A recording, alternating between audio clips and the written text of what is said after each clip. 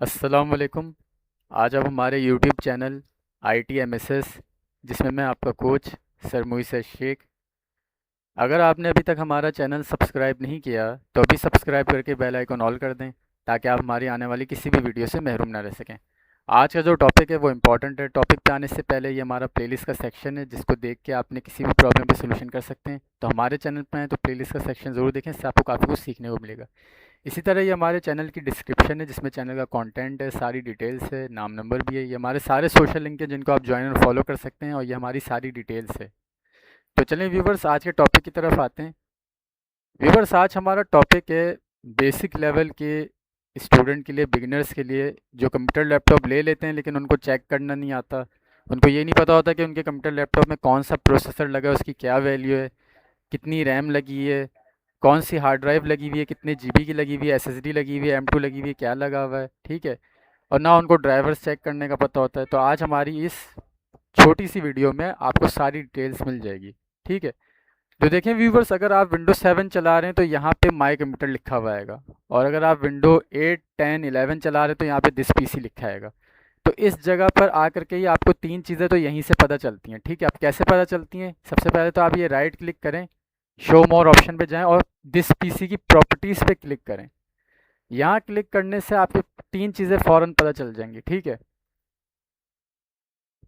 देखिए, सबसे पहले तो आपको ये पता चल रहा है कि आपका प्रोसेसर जो है इंटेल का है, ठीक है। अगर AMD का होगा तो AMD लिखा है, इंटेल है तो इंटेल लिखा है, इंटेल है, ठीक है। कोर i5 है, और यहाँ पे जो नंबर पहले लिखा होगा वो जनरेशन होती है। मतलब अगर यहाँ पे 2 लिखा हुआ है तो सेकंड पे जाएगा, 3 लिखा हुआ है तो थर्ड पे जाएगा, 4 लिखा हुआ है तो फोर्थ पे जाएगा, 6 लिखा हुआ है पहले तो 6 पे जाएगा, ठीक है।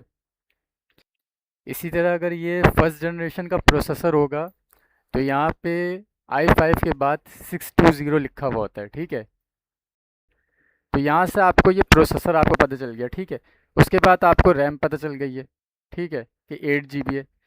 4 जनरेशन तक DDR3 होता है, 6 जनरेशन से DDR4 हो जाता है। तो ये DDR3 की 8 GB है, ठीक है।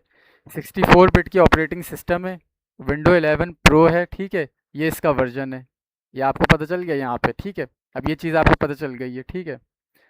ग्राफिक कार्ड जो इसमें, क्योंकि ये MSI का गेमिंग मदरबोर्ड है तो ये इसकी बिल्टन इतनी आ रही है, ठीक है। स्टोरेज भी नज़र आ रही है, लेकिन स्टोरेज चेक करने का दूसरा तरीका होता है, ठीक है। तो अब चलते हैं हम स्टोरेज चेक करने के लिए।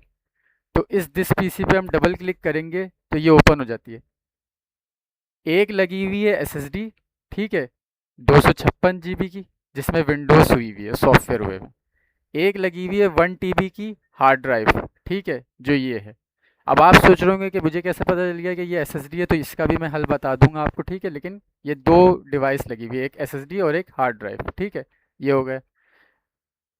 अब इसी तरह दिस PC पे आकर के आप ये शो मोड पे आएँ और मैनेज पे क्लिक कर दें। अब यहाँ से ड्राइवर भी चेक हो जाएंगे, और ये भी पता चल जाएगा कि ये जो SSD और हार्ड ड्राइव है ये कैसे मुझे पता चला।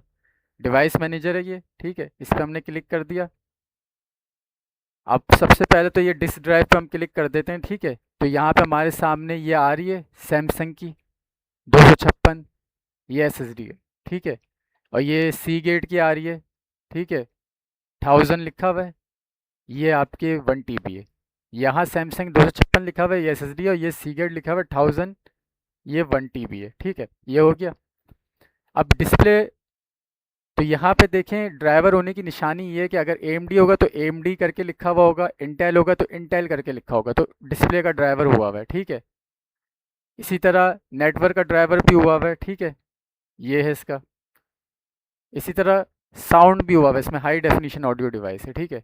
तो यहाँ से आपके ये तीन ड्राइवर चेक करने होते हैं, एक साउंड का, सही है, एक नेटवर्क का, और ख़ास तौर पे वीडियो का ड्राइवर।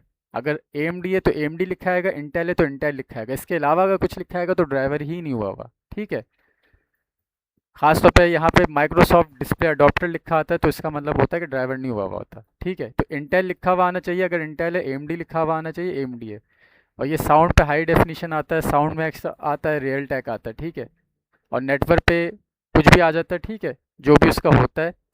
बाकी आप वैसे चेक करेंगे कि यहाँ पे नेट चल रहा है, ठीक है, चल रहा है नेट, साउंड आ रहा है, ठीक है। और डिस्प्ले के लिए आप ऐसे चेक करते हैं, ठीक है। और क्वालिटी भी आपको बता देती है।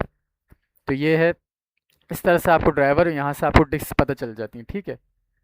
तो ये था हमारा आज का टॉपिक कि आप कैसे जो बिगिनर्स हैं, जो बेसिक लेवल के स्टूडेंट हैं, अपने कंप्यूटर लैपटॉप को कैसे चेक कर सकते हैं कि उसमें processor, RAM, hard disk, driver ये सब हुए हुए हैं, क्या हैं, क्या डिटेल है। ठीक है, तो चैनल को सब्सक्राइब करें, वीडियो को लाइक शेयर करें, कमेंट में अपनी राय ज़रूर दें ताकि उस हिसाब से हम आपको सिखाएं। Thank you so much.